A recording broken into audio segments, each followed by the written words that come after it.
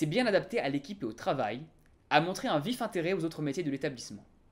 Avec ce commentaire de mon maître de stage, on dirait presque que j'ai bien travaillé pendant mon stage à la SNCF. Mais ce qui est le plus important, c'est pendant que mon mois sur place, j'ai écrit mon rapport de stage. Et c'est ce dont on va parler dans cette vidéo, comment écrire son rapport de stage ouvrier facilement. On est parti. Dans cette vidéo, on va faire 3 choses. La première, c'est que je vais vous montrer à quoi ressemble un rapport de stage ouvrier. Je vais utiliser le mien lorsque j'étais à la SNCF. En deuxième, je vais vous donner 3 conseils sur comment faire pour écrire un rapport de stage plus rapidement, plus efficacement. Et enfin, je vous donnerai accès à mon rapport de stage en format PDF et en format Word pour que vous puissiez l'utiliser. Avant de commencer, un mot sur le pourquoi cette vidéo.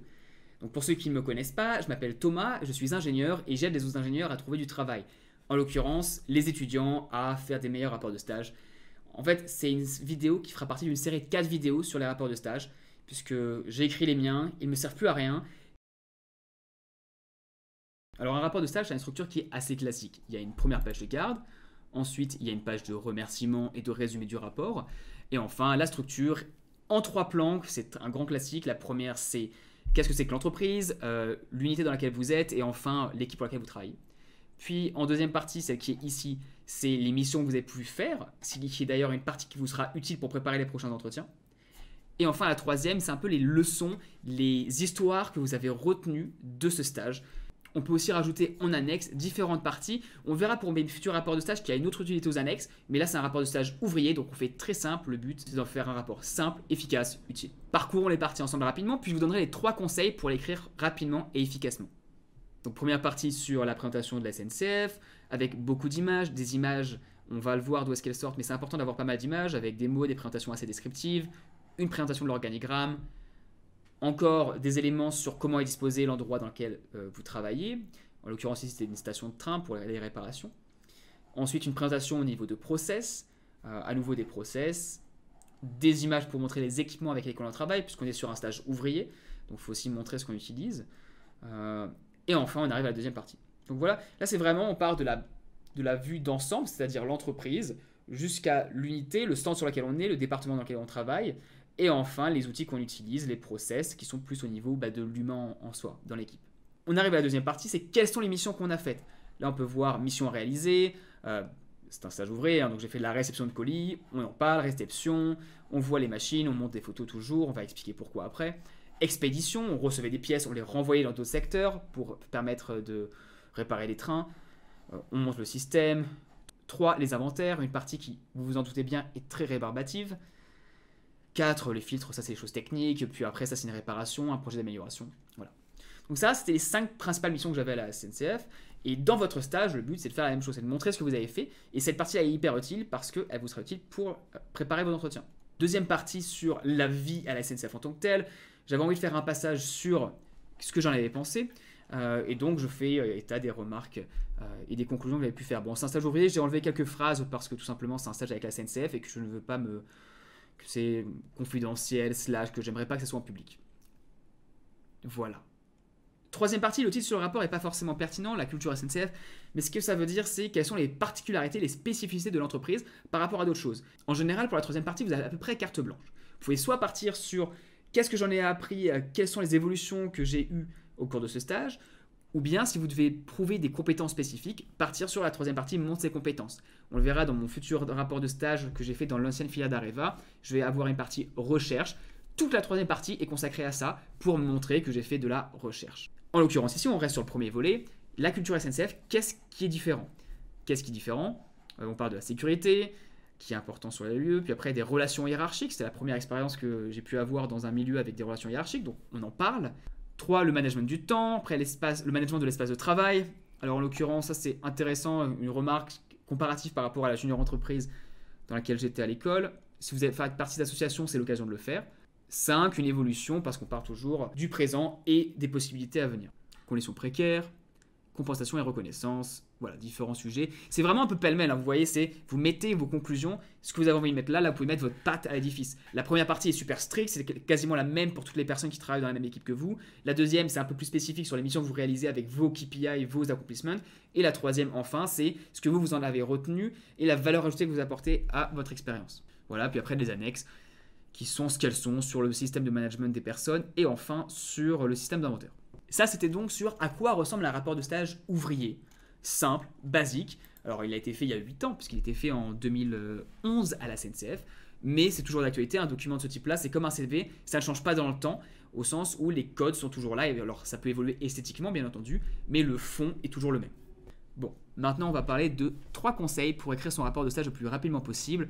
Si vous êtes toujours là maintenant, c'est que vous êtes là pour ça aussi. Le premier conseil pour écrire un rapport de stage rapidement, c'est de faire la première partie le plus vite possible et le plus simplement possible. C'est une partie très standard. On parle de la description de l'entreprise, de ce qu'elle a fait, de son histoire, de l'espace dans lequel vous travaillez, de l'organigramme, et puis ensuite des process et des personnes, des outils. Tout ça existe déjà quelque part. Prenez les PDF corporate qui vous présentent l'entreprise, vous copiez-collez des images, ça permet de gagner des pages sur le nombre de pages du rapport. Vous réécrivez vous-même toute la présentation rapidement à partir soit d'un mélange entre Wikipédia et les brochures que vous avez. Vous combinez un peu les deux, comme ça vous n'êtes pas accusé d'avoir recopié quelque chose, même si en l'occurrence c'est quasiment le cas, et vous écrivez ce paragraphe. Ça ne doit pas vous prendre plus de 2 heures maximum. Prenez tous les documents que vous avez dans le stage pendant que vous y êtes, parce que ça c'est hyper important. Si vous partez du stage, que vous écrivez votre rapport en début d'année, vous n'aurez plus forcément tous les documents. Donc tant que vous y êtes, vous photocopiez ce qu'il faut et après vous utilisez du langage très descriptif pour juste décrire ce que vous avez. C'est chiant à faire, mais c'est hyper efficace. Là on voit par exemple, le centre de Paris-Conflans est dirigé par le directeur d'établissement, assisté blablabla. Le centre est divisé en 8 catégories. Je ne fais que dire ce qu'il y a dans ce diagramme. C'est extrêmement gonflant à lire, mais ça permet d'avoir des mots, et les mots c'est important parce qu'il en faut pour avoir votre rapport de stage qui soit validé par l'école. Donc premier conseil, du langage descriptif, des photos, et vous récupérez tous les documents que vous pouvez pour faire la première partie de votre rapport de stage. Une dernière astuce là-dessus, si vous avez d'anciens élèves qui l'ont fait avant vous, vous leur demandez leur rapport de stage, ils vous l'envoient et ça vous permet vraiment d'avoir une première partie qui est déjà pré-mâchée, pré-faite, même s'il faut tout reformuler comme on l'a déjà dit. Deuxième conseil, mettez le plus de photos possible. Il y a 3 intérêts à ça. Le premier, c'est que vous rendez votre rapport le plus digeste possible pour la personne qui va le lire et donc vous l'aidez à vous mettre une bonne note. C'est comme dans les journaux People ou même les journaux tout court, vous avez toujours une grande image avec des titres. Là, c'est la même chose. Il y a une image, on lit plus facilement ce qui est écrit en dessous, étiquette de prélèvement, on va lire la légende et on va être plus intéressé par ce que vous mettez dedans. Le deuxième avantage, c'est que si vous mettez une photo, vous allez mettre des mots à côté pour la décrire, forcément. Et vu qu'un rapport de stage, en général, qu'est-ce qui vous impose? C'est la structure, plus ou moins, c'est classique comme on l'a vu, et le nombre de mots, et bien vous gagnez des mots pour ça. C'est super simple, vous utilisez un langage descriptif et vous gagnez 10, 20, 30 mots à chaque fois. La troisième, plus personnelle, c'est que vous allez pouvoir vous souvenir beaucoup plus facilement de ce que vous avez fait en ayant des photos que vous pouvez revoir une fois tous les ans, tous les 2 ans. Là, ça fait 8 ans que je n'ai pas vu ce rapport. Et bien en regardant les photos, je me rappelle instantanément de ce que j'y ai fait. Et ça vous sera très utile quand 2-3 ans plus tard, vous allez sortir d'école, que vous allez faire des entretiens, que vous voulez vous rappeler ce que vous avez fait pendant le stage, être capable d'en parler du tac au tac et donc d'avoir une bonne interaction avec les recruteurs, de montrer que vous savez de quoi vous parlez. Voilà, ça c'est le deuxième conseil pour écrire rapidement un rapport de stage. Mettez le plus de photos possible. Ça aide pour la personne qui va vous noter, pour le fait de mettre des mots et enfin pour vous souvenir de ce que vous avez fait plus tard. Le troisième conseil, c'est de faire une dernière partie pour vous qui soit intelligemment faite. Ce que je veux dire par là, c'est que vous avez une opportunité unique. Soit vous allez travailler sur quelque chose que vous n'allez pas réutiliser plus tard, soit vous allez consacrer ces 4-5 heures à écrire votre troisième partie à des choses que vous allez pouvoir réutiliser, notamment dans les prochains entretiens ou lors de votre exposé de stage. Le but, c'est que ce que vous fassiez ne parte pas à la poubelle. Vous pouvez le faire aussi, mais c'est gâché, c'est dommage de perdre 3 heures alors que vous pouvez prendre 3 heures et les réutiliser pour plus tard. Donc, qu'est-ce qu'on fait ici? Je vais vous donner l'exemple. Je parle d'aspects qui pourront m'être posés comme question lors des prochains entretiens ou que je pourrais amener comme point de discussion. Le premier, c'est la sécurité. Si je veux travailler dans l'industrie, ce que je voulais faire à l'époque, c'est extrêmement important d'avoir un point de vue sur la sécurité qui est numéro 1. Deuxième, les relations hiérarchiques, puisqu'on va souvent demander des questions interpersonnelles, et notamment lorsqu'on veut devenir un manager ou lorsqu'on veut gérer des équipes, comprendre comment elles fonctionnent en elles-mêmes, c'est important. Et avoir votre point de vue là-dessus est important. Donc l'écrire dès le départ, ça vous permet de poser sur le papier vos pensées. Ensuite, on va se passer d'un point de vue ingénieur, manager. Comment, si j'étais à la tête de l'équipe, je pourrais améliorer le système. Donc pour ça, il faut comprendre quel est le système et ensuite, quelles sont les perspectives, quelles sont les améliorations que j'apporterais si j'étais à la tête. Qu'est-ce qu'on fait? On s'intéresse au process, au management des personnes, du temps et donc de l'espace. Là, on a un paragraphe sur la gestion du temps avec les calendriers, ce que j'en pense, avantages, inconvénients, avec les impacts que ça a sur les personnes, management du lieu de travail, qu'est-ce qui permettrait d'être plus efficace. Et enfin, gestion des humains, c'est-à-dire les perspectives offertes aux salariés, la perception du travail dans l'ensemble et les conditions dans lesquelles on est. Tout ça, c'est important parce que si vous devez gérer une équipe, il est important d'arriver à rémunérer, d'arriver à récompenser, à faire se sentir bien, à faire valoir les personnes qui travaillent pour vous et à rendre leurs conditions de travail les plus agréables possibles.